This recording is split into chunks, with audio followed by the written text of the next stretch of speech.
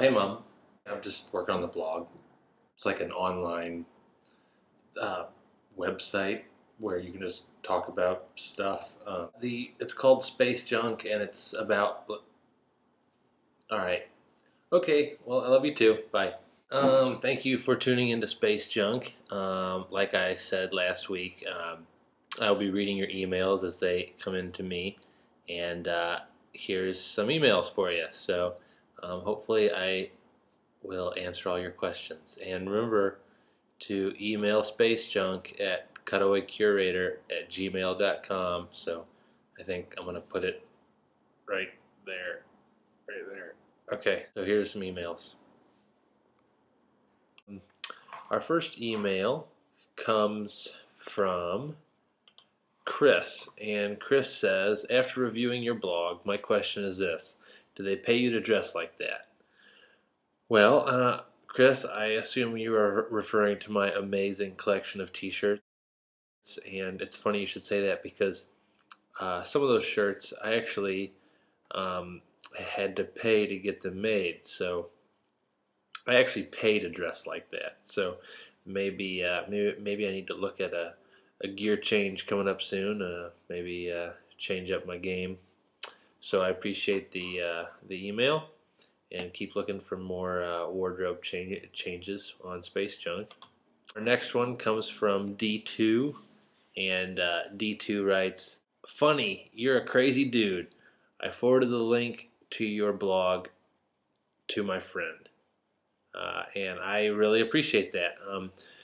I don't know if you know this, but that's kind of how this whole thing works. I'm just trying to get it out there, trying to get Space Junk out there to as many people that want to read it and watch the videos and listen to the sound bites and everything. So thank you for sharing that, and I really hope that you will continue to share that with all your friends, and same for everybody out there in cyberspace. Please suggest Space Junk to all your friends, and sign up, be a follower, email me, and yeah, we just love to hear from you guys. So this next email is from JB, and JB writes, "Hey, what are you using to record your stuff in that pic of your weekend recording spot on your blog?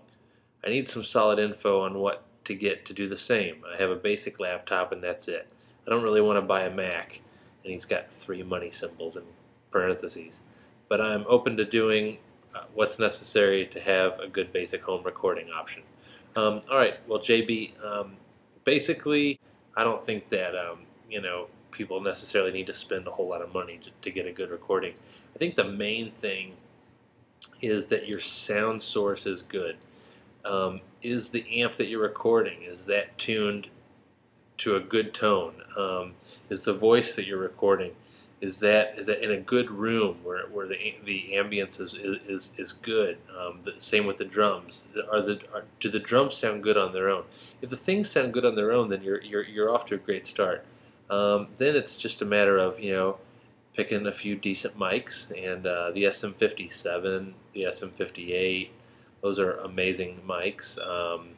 The Audio-Technica AT2020, it's a cheap condenser mic that I'm pretty fond of.